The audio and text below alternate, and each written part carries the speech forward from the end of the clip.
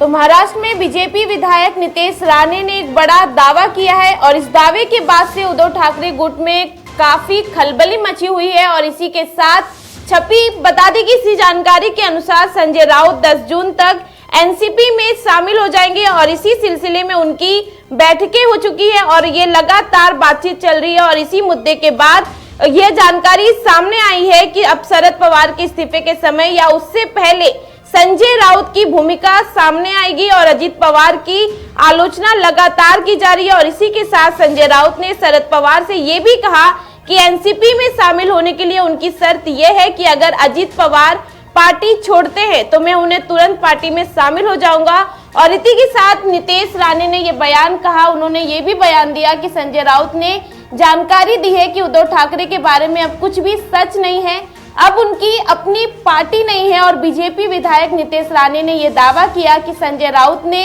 शरद पवार से यह भी कहा कि मुझे नहीं लगता कि उद्धव ठाकरे के साथ रहने का कोई मतलब है, इसलिए मुझे एनसीपी में ले चलो। और नितेश राणे ने यह भी दावा किया है कि संजय राउत 10 जून तक एनसीपी में शामिल हो जाएंगे और जिस दिन शरद पवार ने इस्तीफा वापस लिया उस दिन संजय राउत उनके साथ जाना चाहते थे। और नितेश राणे ने यह भी कहा कि उस वक्त शरद पवार संपर्क में नहीं थे और ये दावा किया जा रहा है कि संजय राउत जल्द ही एनसीपी में शामिल हो जाएंगे।